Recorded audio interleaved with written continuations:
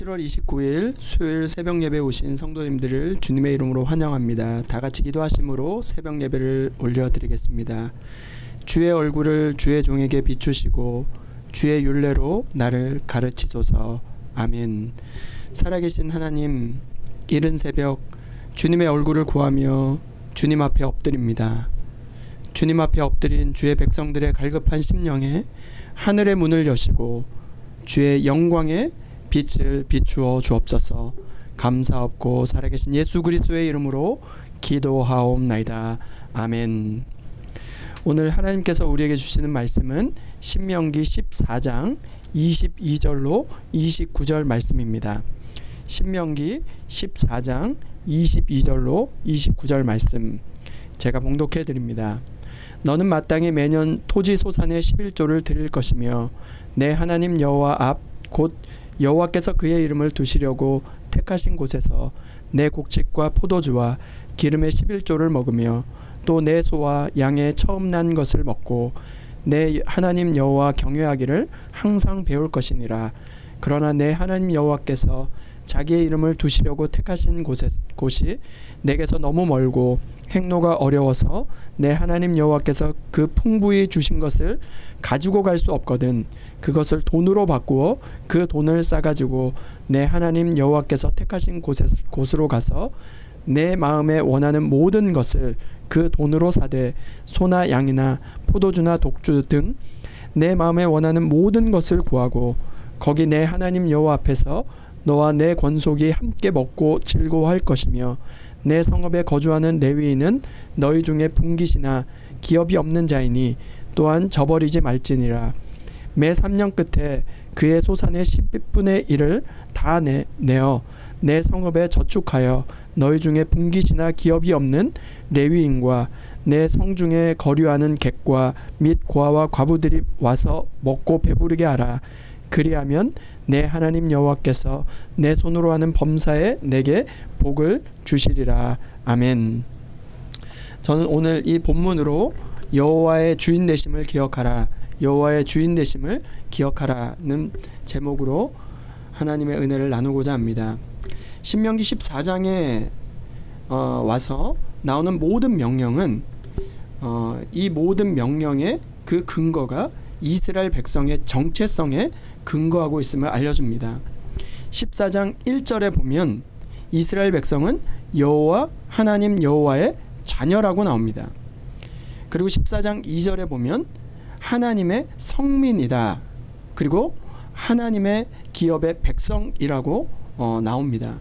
이 모든 것은 하나님의 명령의 근거이고 백성들이 순종해야 될 그 근거가 바로 여기에 담겨져 있다고 하는 것이죠. 이방의 풍속을 쫓지 말라라고 명령하십니다. 1절에. 그리고 죽은 자를 위해 몸을 베지 말고 눈썹 사이에 이마 털을 미는 이방의 어떤 풍속을 하나님께서 금하셨습니다. 그리고 어제 본문에서 3절부터 21절까지가 음식의 정함과 부정함에 대한 규정이 나옵니다. 이 모든 것들 21절에 그 신명기 14장 21절에도 보면 너희는 너희의 하나님 여호와의 성민이라 이렇게 되어 있습니다. 모든 것이 바로 하나님의 명령의 이 근거가 백성들이 하나님의 백성의 정체성, 여호와의 자녀 그리고 하나님의 성민이라고 하는 순종해야 될 그 근거가 바로 여기에 담겨져 있는 것이죠. 오늘 본문 말씀은 11조에 대한 규정이 이어지고 있습니다. 22절부터 29절이 11조에 대한 규정인데요. 22절부터 27절까지 보면 매년 토지 소산의 11조, 그리고 28절부터 29절까지 보면 매 3년마다 11조로 구별해서 드리라고 되어 있습니다. 하나님의 택하신 곳으로 가지고 와서 드려야 하는데 그것이 여호와의 성전, 바로 하나님이 택하신 그곳, 하나님의 임재가 있는 그곳으로 가지고 와서 드리기에 너무 멀면 돈으로 환산해서 가지고 와서 그것을 다시 구입해서 드려야 한다고 되어 있습니다. 그리고 매 3년의 11조는 매 3년의 토지 소산의 11조를 더 내서 자신들이 사는 성읍에 저축해서 그들 중에 거하는 레위인과 성중에 우거하는 객과 고아와 과부들로 와서 먹어 배부르게 하시려는 하나님의 의도가 여기 담겨져 있습니다.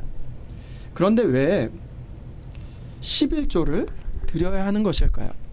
오늘 본문 22절에 보니까 너는 마땅히 매년 토지소산의 11조를 드릴 것이며, 원어에는 11조를 반드시 드려야 된다라고 되어 있습니다. 마땅히, 영어로는 surely, 반드시 꼭 드려야 한 그 이유가 뭐냐면 하나님의 명령이기 때문에 그렇습니다. 그렇다면 하나님이 명령했기 때문에 11조를 드려야 하는 것이고, 그러면 왜 하나님은 11조를 명령하셨을까요? 이 11조에 어떤 의미가 담겨져 있을까요? 23절 말씀에 그 첫 번째 의미가 담겨져 있습니다. 제가 한번 읽겠습니다. 내 하나님 여호와 앞 곧 여호와께서 그의 이름을 두시려고 택하신 곳에서 내 곡식과 포도주와 기름의 11조를 먹으며 또 내 소와 양의 처음 난 것을 먹고 내 하나님 여호와 경외하기를 항상 배울 것이니라. 아멘. 첫 번째 11조의 그 의미가 무엇이냐면 여호와 경외하기를 배우는 것이라는 거예요. 여호와 경외하기를 배운다는 것이 무엇일까요?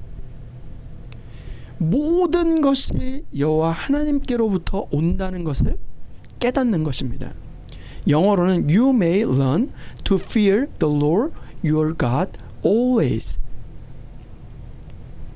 모든 것이 여호와 하나님께로부터 온다는 것을 인정하는 것이죠. 모세의 율법 이전에 아브라함이 멜기세덱에게 11조를 바쳤던 그 창세기 사건이 있습니다. 아브라함이 하나님의 말씀에 순종하여 본토 친척 아비의 집을 떠나올 때 조카 롯을 데리고 나왔습니다. 아브라함은 하나님께 순종함으로 부요함을 얻게 됐죠. 그런데 함께 나온 롯 또한 아브라함의 임한 그 축복 때문에 부유해졌습니다. 그런데 이게 너무나 부유해지다 보니까 창세기 13장에 보면 두 사람의 소유가 너무나 많아서 더 이상 함께 우거할 수가 없었던 것이죠. 결국 롯은 요단 지역 소돔 땅을 차지하고 아브라함은 가나안 남쪽 광야에 머무르게 되었습니다. 그런데 가나안에 9개 왕국이 전쟁을 하게 되었고 그 가운데 롯이 포로로 잡혀가고 말았어요. 아브라함이 자기 군사 318명을 데리고 조카 롯을 구하러 떠납니다. 소돔과 고모라 성의 사람과 재물까지 몽땅 약탈해간 4명의 왕으로부터 구성된 연합군을 이기고 빼앗긴 모든 것을 되찾아오게 됩니다. 그때 멜기세덱의 축복을 받고 11조를 드립니다. 그 내용이 창세기 14장 내용이죠. 아브라함의 11조는 그 승리가 어디로부터 온 것인지를 우리에게 알려줍니다. 지금 모세의 11조 이야기도 결국 모든 것이 누구로부터 주어지는 것인가? 우리가 땀을 흘리고 우리가 애써서 그 얻은 것이 아니라 풍성히 주신 분이 있다는 것이죠. 지금 모세는 그렇게 되어질 것을 눈앞에 보면서 지금 이야기하고 있는 것입니다. 가나안 땅에 들어가는 그 가나안 넥스트 제너레이션을 앞에 두고 가나안에 들어가서도 여호와 하나님만을 경외하는 것을 항상 배우도록 하기 위하여 이 11조 율법을 주고 있는 것이죠. 두 번째 11조의 의미가 이것입니다. 26절인데요.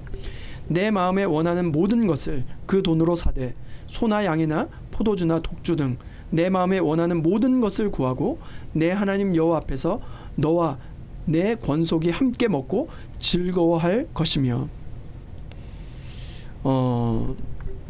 여기 나오는 지금 11조의 두 번째 의미는 하나님의 은혜 안에 있음을 즐거워하라는 것입니다.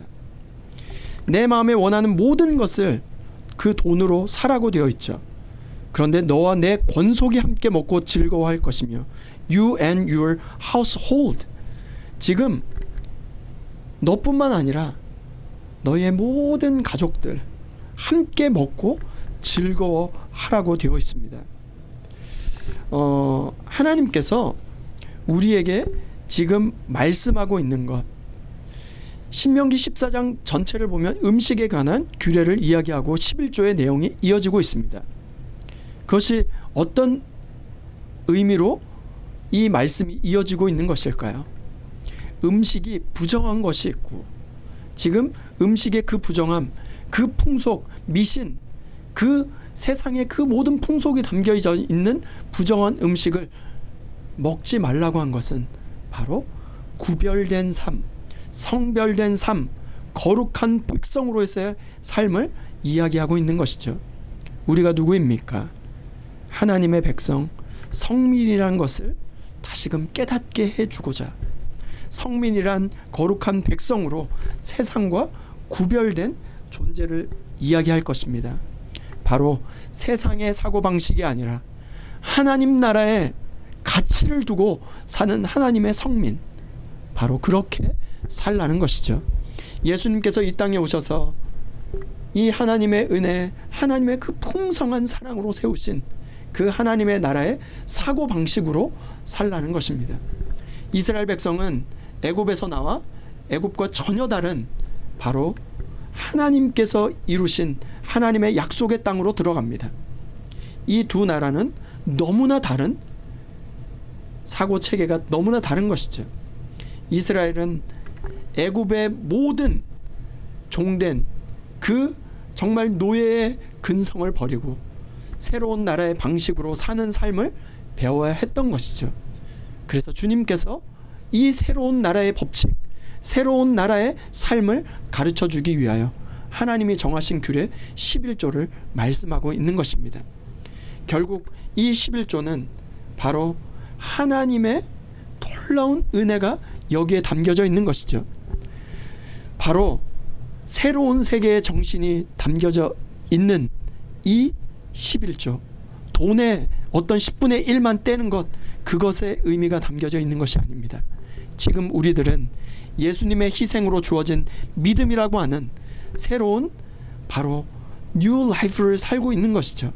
새로운 삶이란 예수님의 희생을 통해서 주어진 삶을 사는 것입니다. 그것이 곧 성령 안에서 사는 삶이 되겠죠. 성령 안에서 사는 사람은 삶의 모든 것이 하나님의 은혜로 주어진 것을 깨닫게 됩니다. 여기에서 주님께서 뭐라고 말씀하시냐면 Rejoice, you and your household. 정말로 You shall eat in the presence of the Lord your God. 내 하나님 여호와 앞에서 너와 내 권속이 함께 먹고 즐거워하는 것, 하나님의 은혜 안에 있음을 즐거워하는 것, 그것이 바로 11조의 의미로 주님께서 우리의 마음 가운데 새겨져 주신 줄 믿습니다. 예수님을 알기 전에는 우리의 인생은 내 열심, 내 노력, 내 땀으로 개척하면서 사는 것인 줄 알았는데, 예수님을 알고 나서부터 지금까지 내 인생의 배후에 여호와 하나님이 계셨고, 여호와의 손길이 계셨고, 여호와 하나님이 나와 함께 계심을 발견하게 되는 것입니다. 그래서 우리의 모든 교만, 우리의 모든 욕심, 우리의 모든 오만함, 그 더러워진 가치를 깨닫고 하나님 앞에 엎드리며 바로 주님의 놀라운 새 생명의 삶으로 인도하신 그 은혜를 누리는 것이죠. 세 번째 11조의 의미는 29절에 담겨져 있습니다. 제가 한번 29절 읽겠습니다. 너희 중에 분깃이나 기업이 없는 레위인과 내 성중에 거류하는 객과 및 고아와 과부들이 와서 먹고 배부르게 하라.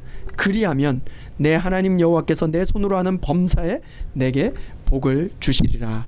아멘. 세 번째 11조의 의미는 하나님의 사랑을 실천하라는 것입니다.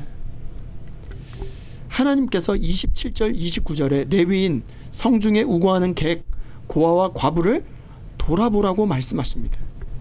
Come and eat and be satisfied. 정말로 헐벗고 굶주리고 정말로 무언가 부족한 그 인생들에게 우리가 저축하라는 것이죠. 세이빙하라는 것이죠.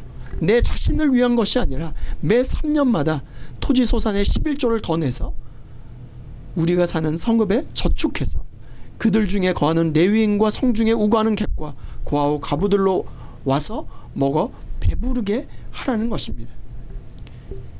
이 하나님의 사랑을 실천하는 우리의 모든 것, 가진 것을 움츠려 들고 내 것, 내 가정, 내 자녀 이것으로 감싸 안는 것이 아니라 주님 앞에 이 모든 것을 풀어놓을 때 주님께서 놀랍게 우리의 복을 흘러가게 해 주실 줄 믿습니다.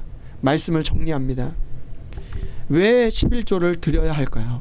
22절에 하나님이 명령하셨기 때문이죠. 왜 하나님이 11조를 명령하셨습니까? 11조에 어떤 의미가 담겨져 있습니까?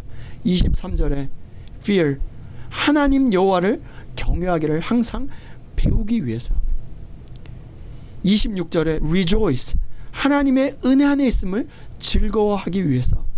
세 번째, 27절 29절에 나오듯이 하나님의 사랑을 실천하기 위하여.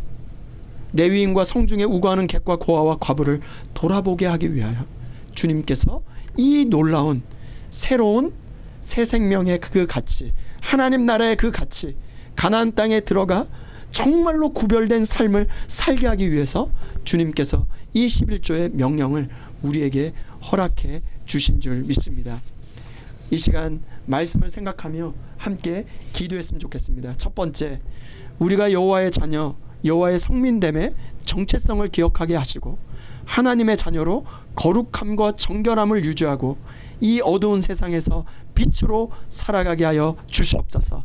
두 번째, 우리의 삶의 주인은 여호와 하나님 한 분이심을 기억할 뿐만 아니라 우리의 삶이 우리만을 위한 삶이 아니라 성중에 우거하는 객과 고아와 과부들에게 이르기까지 예수님의 사랑을 실천하는 복음의 아우리츠로 나아갈 수 있게 하여 주시옵소서.